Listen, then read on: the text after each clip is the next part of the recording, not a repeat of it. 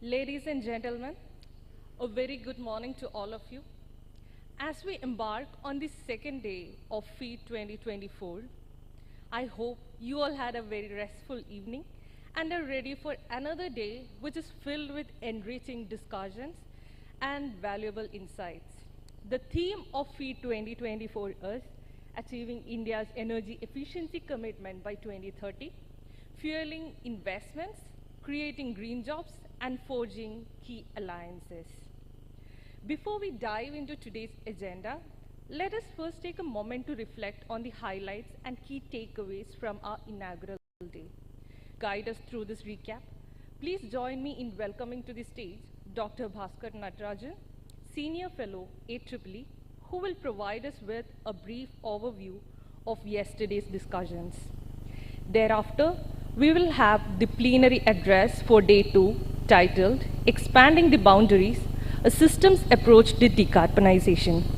The speaker for the session is Mr. Padu S. Padmanabhan. Mr. Padu was the former Program Director of the South Asia Regional Initiative for Energy and Senior Energy Advisor for USAID India's bilateral program. He is also a founding member of the Alliance for Energy Efficient Economy. Mr. Padu is also the author of the pioneering book titled First Fuel, India's Energy Efficiency Journey, that recounts the evolution of energy conservation and management in India since the early 70s. Please join me in welcoming Mr. Padu to the stage.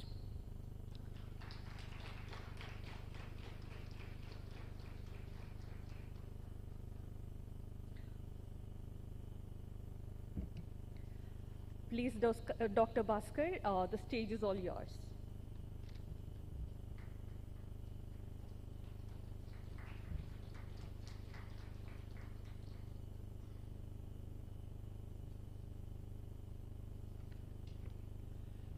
Good morning again, all of you ladies and gentlemen, and welcome to the second day of AEEE's flagship event FEED 2024. We had an extremely interesting and exciting set of sessions yesterday where the focus was on how do we achieve doubling of energy efficiency as we move towards the net zero target of 2070. We had sessions addressed by people from the industry, we had people from the Bureau of Energy Efficiency, and we talked about the investments that are required to double energy efficiency. We talked about the potential impact of energy efficiency in terms of savings and in terms of the jobs that energy efficiency will bring forth to the Indian economy.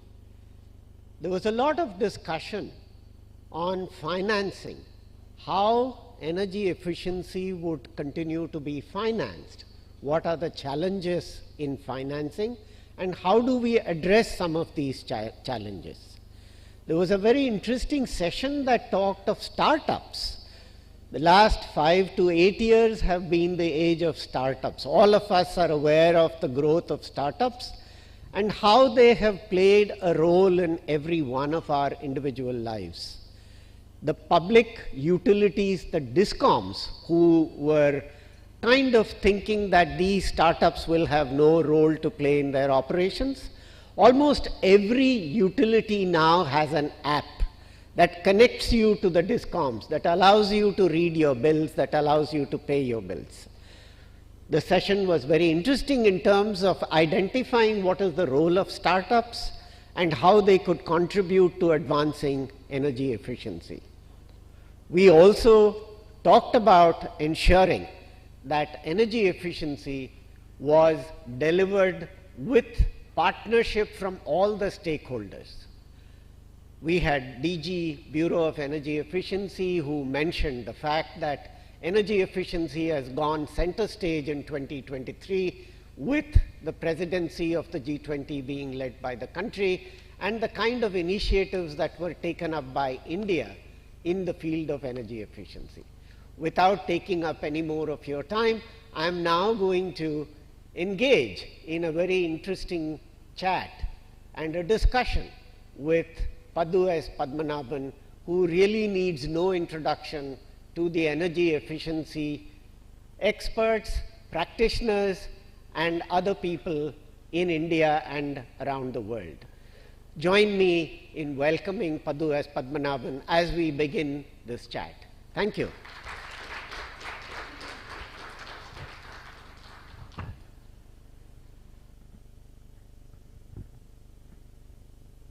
Good morning again. And from the very brief introduction that we heard about Paddu S. Padmanabhan, which is probably just a paragraph that was read out, and I'm sure his CV and career that spans many decades, his detailed CV would run into perhaps half a dozen or more pages. National Productivity Council, initiating energy efficiency in the 70s, 80s, and followed up with USAID, World Bank, awards for energy efficiency, and whatnot. Let me begin by asking you, Paddu, that among the many interesting projects that you would have done in your long and checkered career, please pick, for the benefit of our audience, the top 3 projects where you think had maximum impacts, that really set the stage for energy efficiency. Thank you, Bhaskar. Can you hear me? Yeah. Thank you, Bhaskar, for your kind introduction, and thank you, Satish, and the team for having me here to share some ideas and thoughts. And this question is a good segue into projects that we were all fortunate enough to be involved in at a certain point in time. You're taking me back on memory lane, and if there are 3 projects which I can say helped in establishing energy management and efficiency in the country, I would probably be hard-pressed to choose 3. There are actually a little more than 3.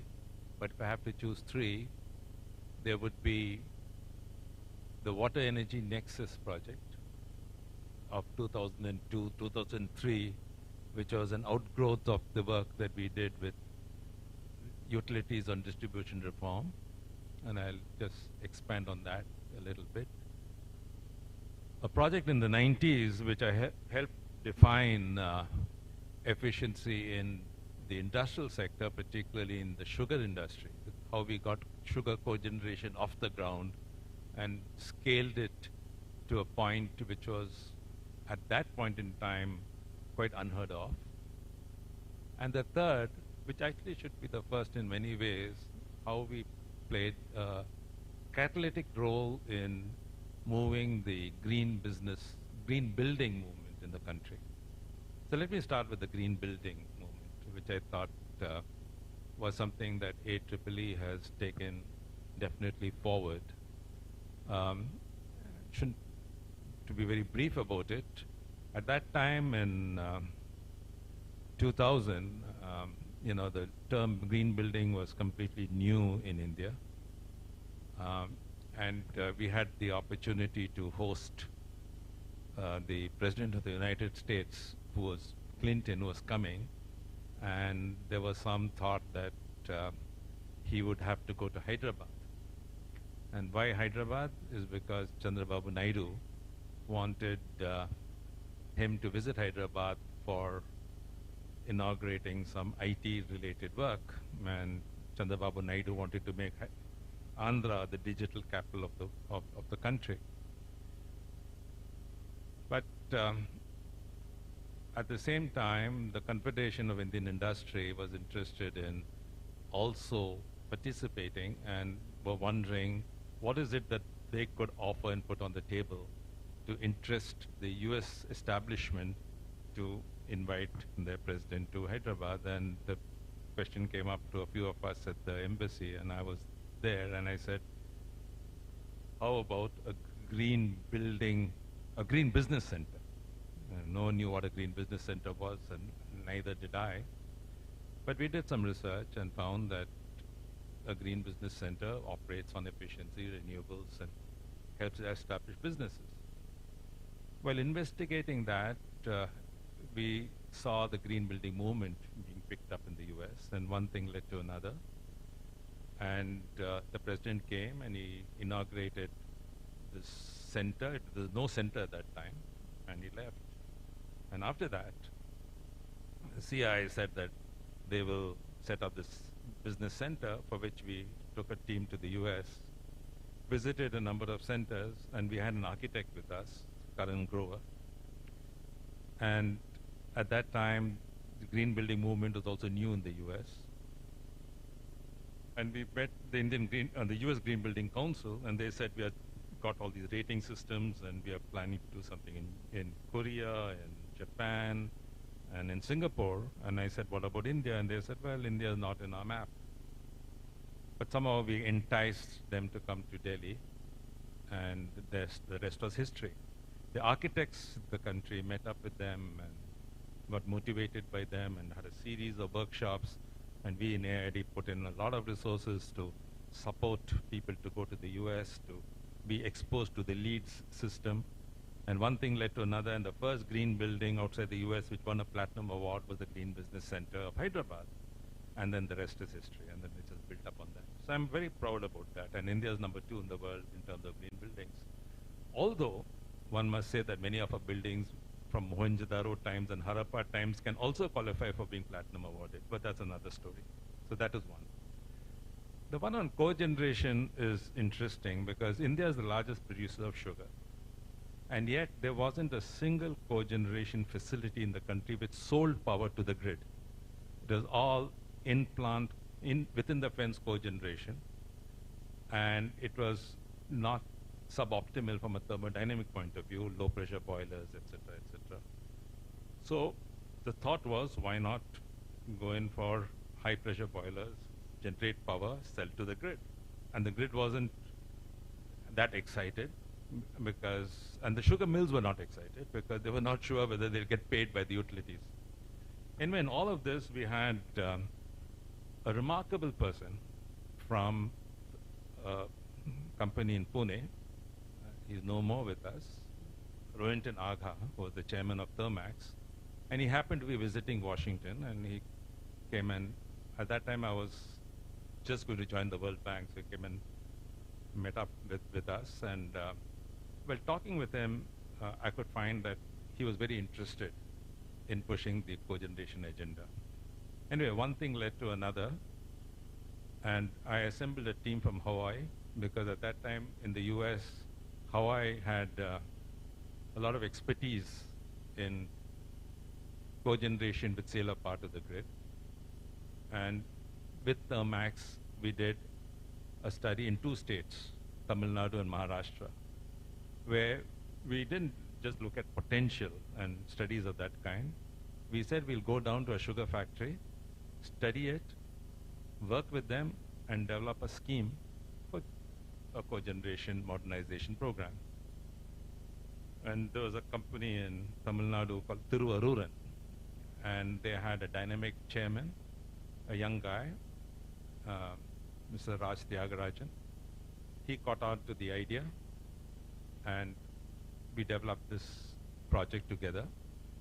It took some time, and then the project was put forward to the government of Tamil Nadu.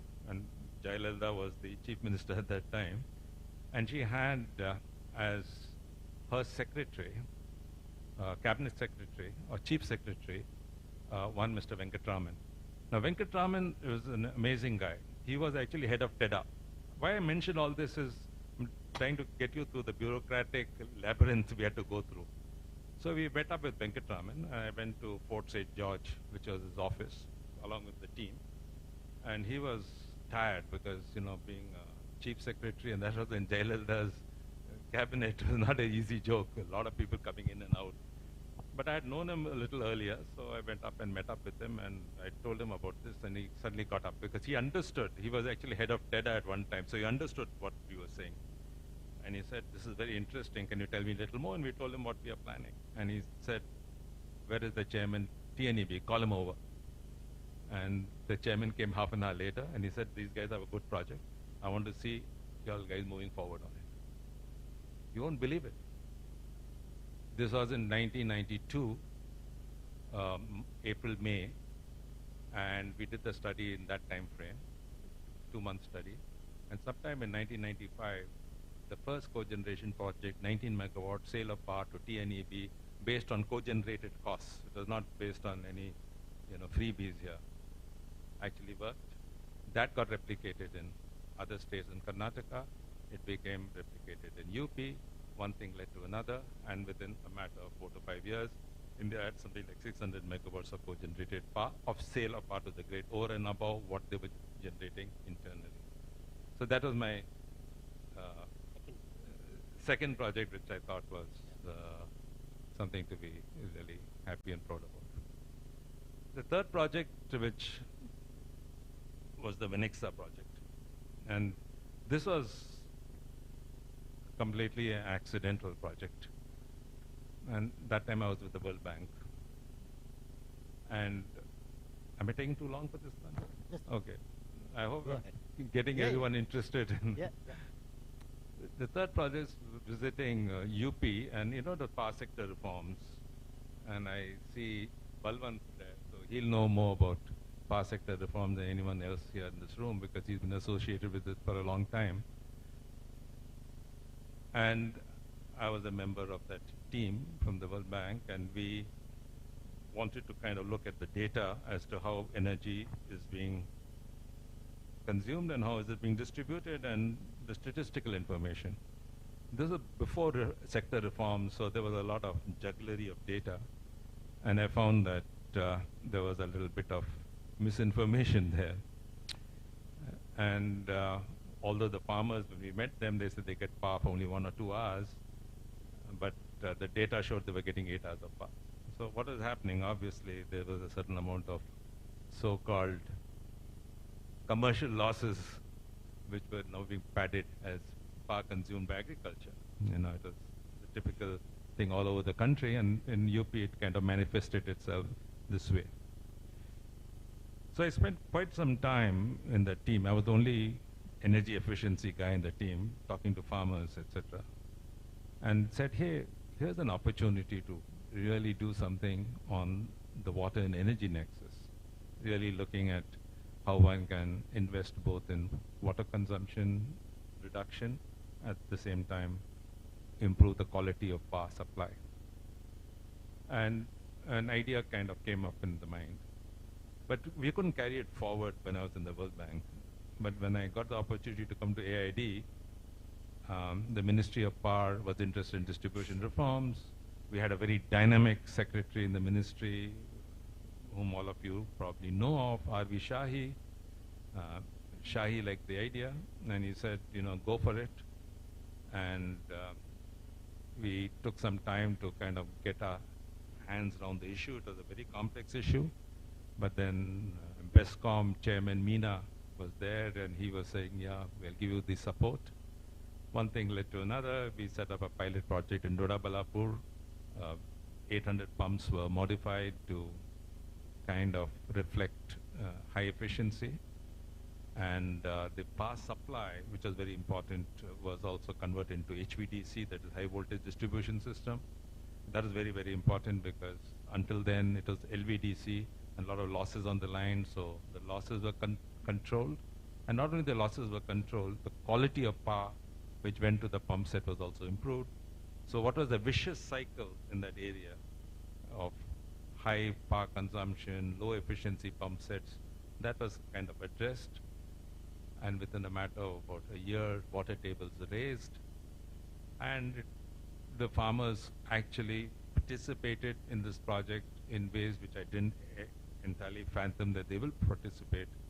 They were even willing to invest in high efficiency pump sets. So the whole thing was tested, demonstrated, validated in that particular project. And then it replicated itself across the state. Then it went out to Rajasthan, etc., etc. So that's a third project, which I was quite happy to see happening at scale. And now today, the further sophistications on that. It's all now become part of mainstream thing. So these are the three projects: the cogen project, Great. the building Yeah. project, and this. Perfect. And all of us are aware as the way these initiatives have ballooned, multiplied, exploded on the green buildings scenario in terms of cogeneration, where today you really don't have a sugar mill or a paper factory that does not have cogeneration. And also the fact that agriculture and energy efficiency is very high on the agenda. Moving forward, I'm sure, Padu, you are aware that we now have some new jargons. Decarbonization is the thought of the day. Net zero is something that's being talked about everywhere. And we also talk about energy transition. But I'm sure you are aware that energy efficiency is really the fundamental basis to all these taking off. And let me go back to one of your talked and repeated phrase of the boiler room to the boardroom, energy efficiency needs to move. How do you think this has really progressed in the last 2 decades, since you've been involved with the mission all these years? Your thoughts? Yeah, that's a thought-provoking question. See, if you look at and I'll come to the answer, but I'd like to give a bit of a background. If you look at the efficiency movement in the country, we started it with fuel efficiency in the 70s, really as a way to address the oil price hike and to reduce petroleum consumption. And it was driven by altruistic, nationalistic, patriotic reasons, not business reasons, but nonetheless, good work was done in the 70s. Then from fuel efficiency, which was a very limited term, we moved to a concept of energy conservation. That was when the D.V. Kapoor Committee report came up, the point that I had earlier mentioned, and the interministerial working group said that we are going to expand the boundaries of fuel efficiency to look at energy conservation. And that very quickly, the term energy efficiency came into vogue in the 80s and in the 90s, and then that expanded with energy audits, etc.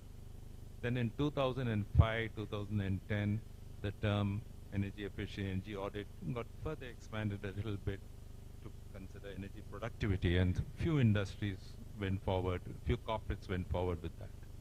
And then later, of late, has come decarbonization, adding the extra element to this whole thing. So that's how the progression has taken place.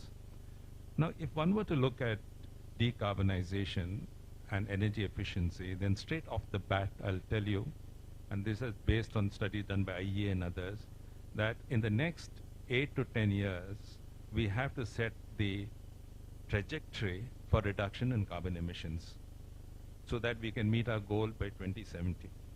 And this trajectory will largely be influenced by the extent to which you introduce energy efficiency in the country. Energy efficiency has to be the pincer edge of decarbonization in the 8 to 10 years. And after that, you'll get green hydrogen and white hydrogen and all of that, and solar, and all of that will happen.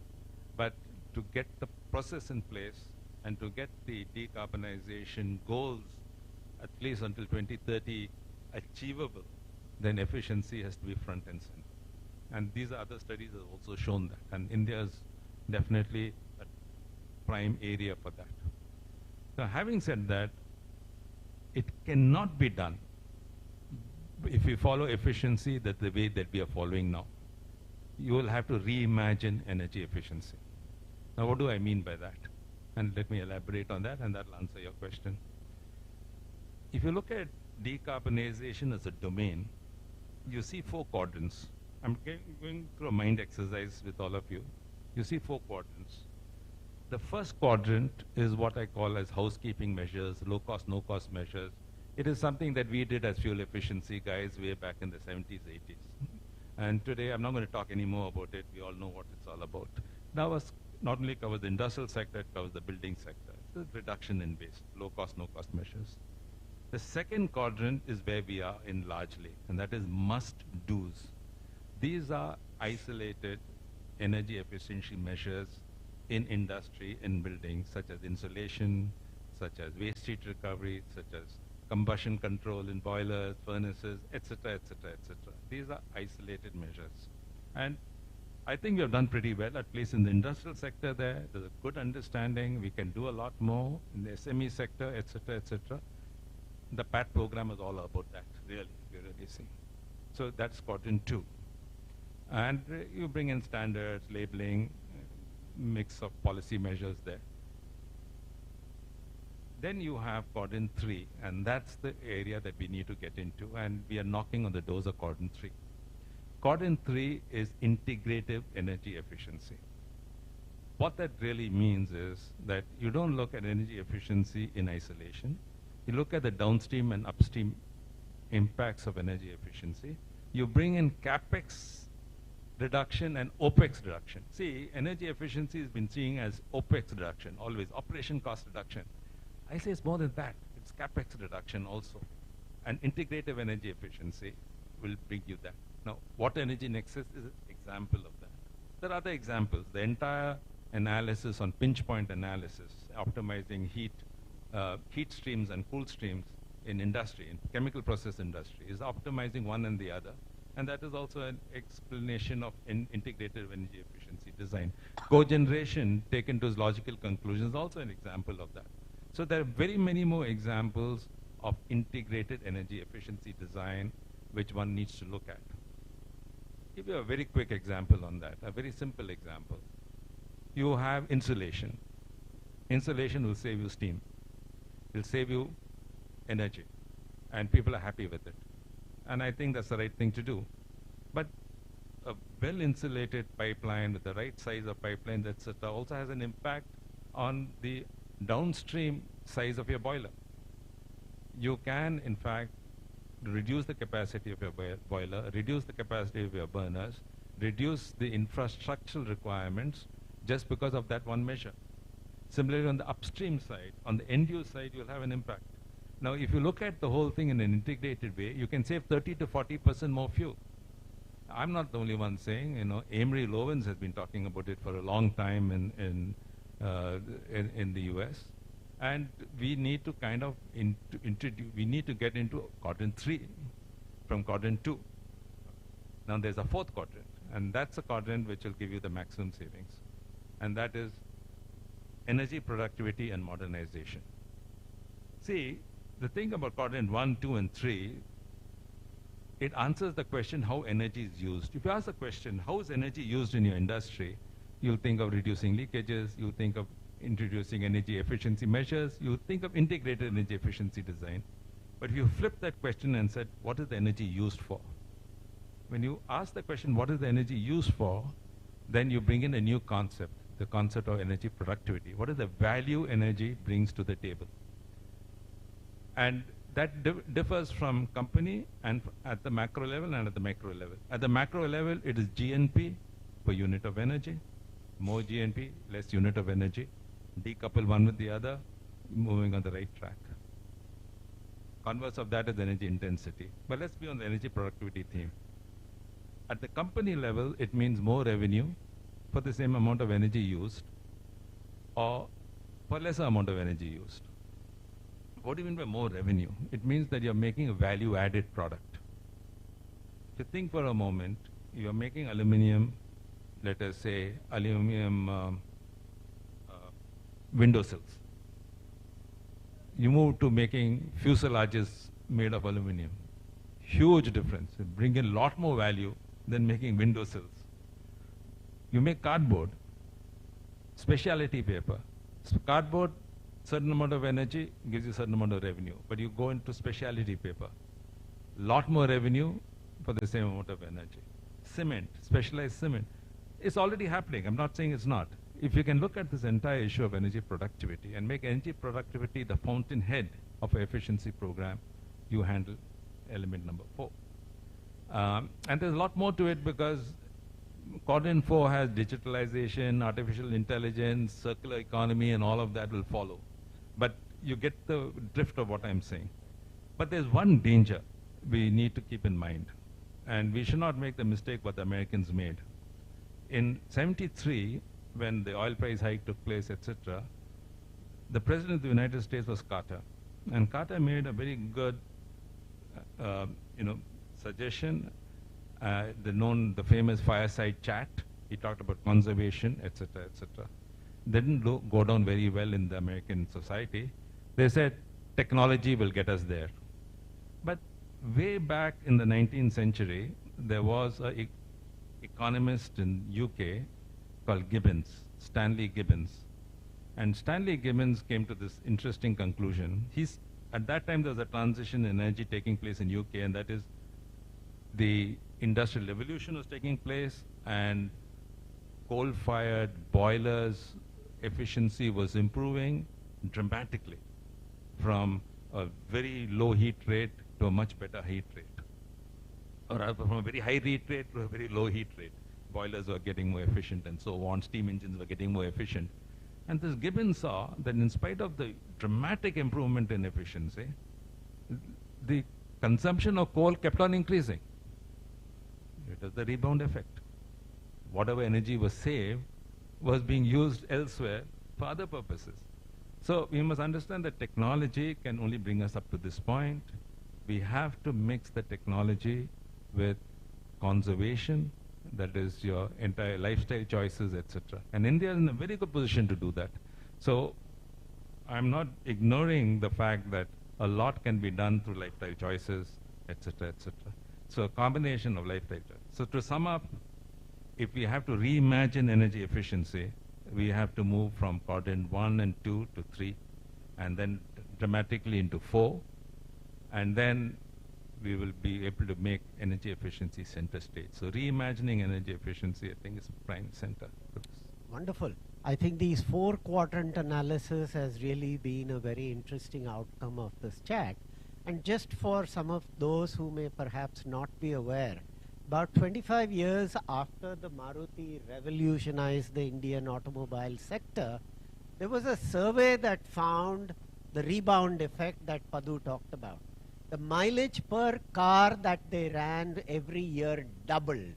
So while technology gave you a very fuel efficient car, people actually, as he said, were using it twice as much as what they were using their old Fiats and Ambassadors. So having said that, I have a long list of questions, but I'm just going to ask 2 final questions before I'm sure the audience has a lot of things to ask. The issue of data and transparency. I think this is something that we as researchers, industry, policymakers and government keep struggling in terms of the amount of data available on end use and energy efficiency. We all know how much coal is consumed, how much oil is consumed, how much electricity is consumed. But on the end use side, there's literally nothing available. Do you think things have happened in the last 2 decades, or you think we are still at square one? I wish I could say that things have happened. I won't say we're exactly at square one. Things are a lot better. There are corporates which are now tracking energy use, end use data and so on. But the point which has not developed sufficiently, and Satish, I know, is very much alive to this issue, and AEEE has taken some tangible steps in that direction. More needs to be done. And I've always found it kind of curious and interesting that we have developed the energy audit function very well in this country. Energy audit in India today is second to none anywhere in the world.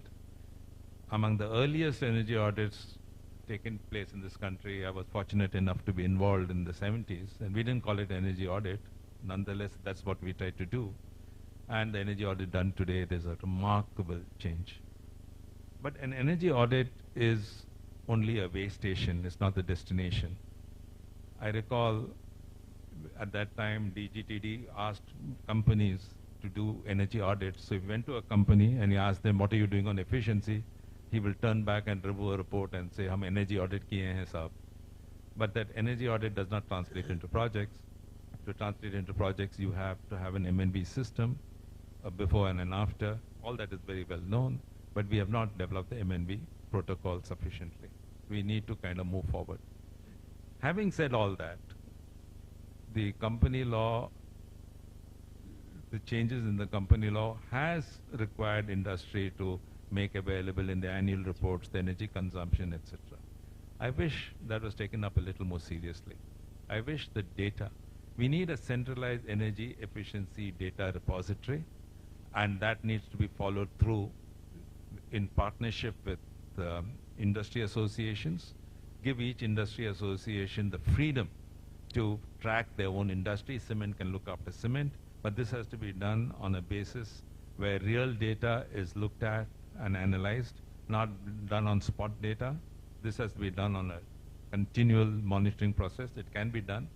In fact, when I was at the World Bank, we did a study of CEDR, the Centralized Energy Efficiency Data Repository for Bangladesh.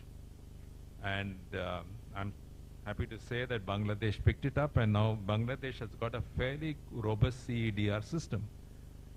There's no reason why in India cannot do it.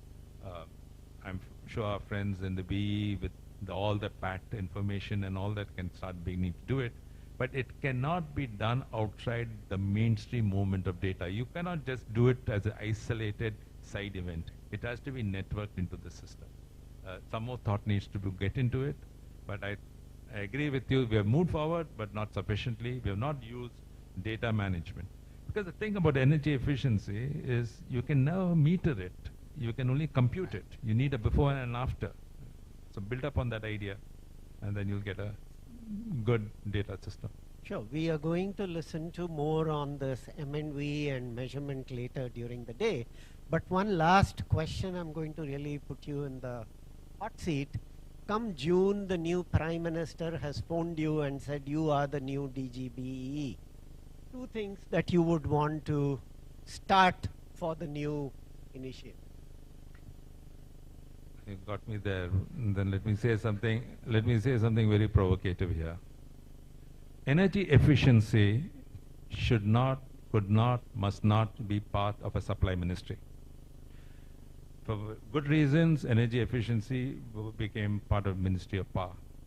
The fact of the matter is that you cannot have a demand side entity ensconced in a supply side ministry. You will not get the attention. As I often say, if you and me, Bhaskar, were to go to meet with the Secretary Energy office, and you have a card saying you're Chairman NTPC, and I have a card saying I'm Chairman of some ESCO, who is he going to call into the office first? He's going to call you. He's not going to spend any time with me. And the fact of the matter is, energy efficiency will be given stepmotherly treatment, whatever one might say, if it is part of a supply ministry. So we've got to get that out. So what I would tell the Honorable Prime Minister is that given the importance of efficiency as the pincer edge for decarbonization in the country, and there's no second to it, it is going to be the bridge between a world dominated by fossil fuels to a world dominated by renewable will only happen through the energy efficiency bridge for all the reasons that we have discussed. We need to move efficiency into the PM's office straight away and give it the importance that it deserves. Not with the Planning Commission. I have respect for the Planning Commission. It will not be taken too seriously. And it will not be with the climate change group, because I don't want to see this as a climate change kind of a activity. Yes, it has an impact, but it will get drowned in that debate. It is important for reasons of its own. It brings in economic power to the country. It also brings in environmental benefits and climate change benefits, and brings in a huge amount of job opportunities which are possible here.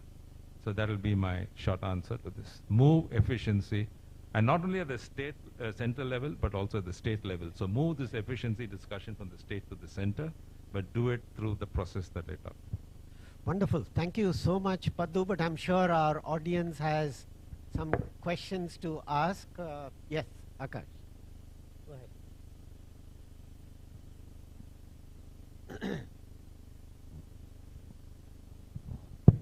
Thank you for giving me the opportunity to ask a question. The reason I was so eager that, opportunities such as this, wherein we have folks like you on the stage, comes very few times in our lifetime. So thank you very much for the opportunity. The question is, sir, we're all talking about, doubling energy efficiency progress by 2030.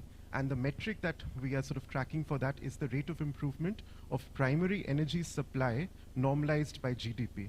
And that might be a less complicated metric, but it is certainly not a perfect metric because global events such as a war or a pandemic and definitely countries' own unique economic structures would interfere with this and not reflect the actual energy efficiency of the economy. My question to you, sir, is, in your opinion, what should be other alternate metrics that should be tracked at an economy level, which would sort of, reflect the true energy efficiency of a country? Interesting question. The metric you have, which reflects energy intensity, would probably be the metric. And let me tell you what I have in mind. The metric you talked about, GDP per energy consumption, is not an unimportant metric. It's an important metric because it enables you to see to what extent you can decouple the economy. Now, if you look at the economy of the developed world, they have gone into what is known as absolute decoupling. That is, your GDP has increased, your energy consumption to deliver on the GDP has reduced. And that's the case in Japan, that's the case in US, that's the case in Western Europe, and that continues. Now, if you look at a country like India or China, you'll find that GDP has increased and energy consumption has also increased, but the rate of energy consumption has reduced. So that metric basically says you have what is known as relative decoupling. They have absolute decoupling, India has relative decoupling. And to the extent that this relative decoupling provides you with the pathway to move towards absolute decoupling, whatever metrics you can use to get there are the ones that you are to follow. So there are other ways of looking at it also, because this brings me a segue to another point on decarbonization. Apart from moving energy efficiency from the Ministry of Power to the Prime Minister's office, is another point. And that is the whole issue of co-benefits of energy efficiency. If you can develop metrics which actually look at these co-benefits and bring these co-benefits as something to be tracked, then I think you'll be making a huge contribution here. See, when we started our fuel efficiency work way back in the 70s, there was some interest in reduction of petroleum fuels, no doubt, because most of the industry we talked about were engineering companies, metallurgical companies, etc. But they very quickly found that much of what we were trying to do actually improved the quality of their furnace atmospheres, which improved the reduction in rejects. See, if you have a heat treatment furnace and you bring in the right furnace atmosphere, the number of rejects from the heat treatment furnace is reduced. And that saves them a lot of money. Quality improves. Yes, fuel consumption reduces, but fuel consumption was less of a priority to the management than improvement of the quality of the product. That was a co-benefit. We could have built on that kind of an idea. Now, there are people here who know a lot more on the subject than I do on indoor air quality and impact of indoor air quality on health and absenteeism and all of that. And there are definite connections here. Can we have a metric on that? The point I'm trying to make is energy efficiency only seen as reduction in energy is not the prime motivator for you to move forward on. There are other motivators, and let's put our mind to what those other motivators are and have indices around that. That's the basic point I'm trying to make. Then you'll be able to kind of move the whole agenda of reimagining energy efficiency. See, the question is we have to reimagine energy efficiency beyond what we're already doing. And let us look at all the possible opportunities to do that. That's the limit. I think I'll close the session with that final phrase, reimagine energy efficiency. I think that is the buzzword we need to go forward. Padhu is going to be here with us for some more time. All of you, during the break, please talk to him and feel free to engage with him. With this, I do want to thank you, Padhu, for this interesting discussion, and thank you once again. Thank you, Bhaskar, but I'll be failing in my duty if I were not to mention stalwarts in the room who have done a lot of work too, and stalwarts who preceded us. You know, there were people like Raghuram and P.R. Srinivasan and all that, who were amazing people who thought through these things way back in the 60s and 70s. I mean, what vision they would have had to have done so. So, in memory of them and in keeping with what's already being discussed, I think we can move forward. Thank you. Thank you, Mr. Padu, and thank you, Dr. Bhaskar, for this very interesting session, the first thing in the morning. So I would like to request Dr. Bhaskar to present a token of gratitude to the speaker.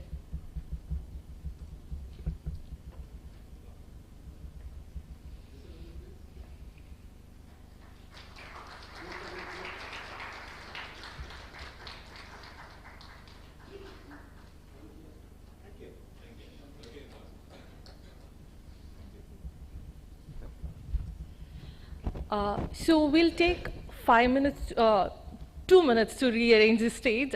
So in the meantime, please remain seated. I would also like to take a moment and thank our sponsors, our platinum sponsors Danfoss and Schneider Electric, gold sponsors ABB and Carrier, silver sponsors Eurovent and Idem. So our sponsors and their unwavering support and commitment have played a pivotal role in making this event a reality. I would also like to thank our outreach and network partners, ASHRAE India Chapter, GBCI India, Griha, India Smart Grid Forum, and RATA. I would finally like to thank our knowledge partner, IFA.